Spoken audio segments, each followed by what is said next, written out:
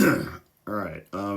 So I don't really do the breaking news thing, but a story broke a couple hours ago in the New York Times about Senator Ron Wyden, Democrat from Oregon, who has been investigating Mr. Jeffrey Epstein's financial network for the past 3 years.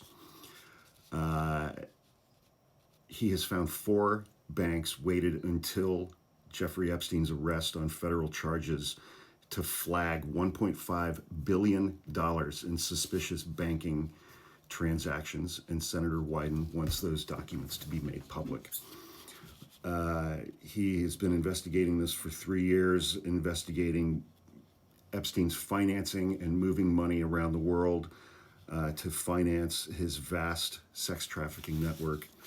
And what these four banks did, JPMorgan, Bank of America, Bank of New York, Mellon, and Deutsche Bank, was after Epstein was arrested, they filed a bunch of what are called suspicious activity reports with the U.S. Treasury Department. Banks around the world are required by law, when they see suspicious financial transactions, transfers, things they think might be money laundering or for illegal activities, they are required to file with the Treasury Department what's called a suspicious activity report. Those reports themselves are extremely confidential and are rarely, if ever, released to the public or reviewed by the public. And in fact, when Senator Wyden and his staffers were able to get access to these reports at the Treasury Department early last year, they weren't allowed to photocopy them. They weren't allowed to take pictures of anything. They weren't allowed to remove any documents from the building, but they could take handwritten notes.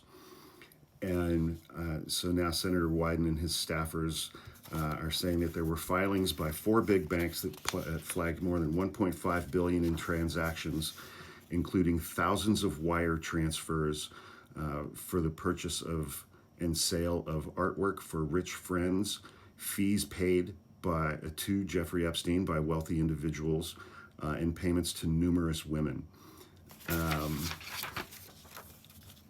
Large money transfers to individuals, foreign countries, or obscure companies are the kind of thing that banks are supposed to keep an eye out for. Some of the Epstein money transfers disclosed in a report from JPMorgan Chase involved accounts at two Russian banks before those institutions were subject to U.S. sanctions. A few transactions red flagged were for as much as $100 million each. This information and Senator Wyden's investigation obviously is taking on greater importance over the last couple of weeks since the DOJ said that they are shutting the whole thing down. But even before the Justice Department released its memo a week ago Sunday closing the door on the Epstein investigation, Senator Wyden has been pressing Attorney General Pam Bondi to turn over these bank reports along with other information about wealthy individuals and financial institutions in Mr. Epstein's network. Thus far, she has refused and did not respond for comment. But she has said that she stands behind the department's memo that they are not going to disclose any further information about Jeffrey Epstein or this stuff. The confidential bank reports filed with the Treasury Department agency could be crucial because they provide the most comprehensive look at the enormous financing machine behind Mr. Epstein's activities in Manhattan, Florida, U.S. Virgin Islands, and France. To date, only bits and pieces of the financial transactions involving Epstein's network have come out through civil litigation and news reports. It is unclear. So these four banks filed all of these reports after Epstein was arrested. Within this article, it doesn't give us the dates of the transactions that these banks flagged. Presumably, they'd gone back over a period of time. From the article, it is unclear if more frequent and timely suspicious activity report filings would have made a difference with law enforcement given the years of criticism over how authorities handled the Epstein investigation. Senator Wyden said the following: when banks are only filing these reports after crooks like Epstein are dead or behind bars, that doesn't do anybody any good. Senator Wyden began his investigation roughly 3 years ago with a particular focus on the more than $158 million in payments that billionaire investor Leon Black made to Mr. Epstein for tax and estate planning services. Mr. Black, who socialized with Mr. Epstein, was a co-founder of the private equity firm Apollo Global Management. In early 2021, Mr. Black stepped down from all leadership posts at the firm after those payments and his close ties to Jeffrey Epstein became public. Mr. Black's legal team has said that Epstein's work saved Mr. Black $2 billion in taxes and that he did nothing wrong in paying Jeffrey Epstein. Earlier last year, investigators we talked about that already.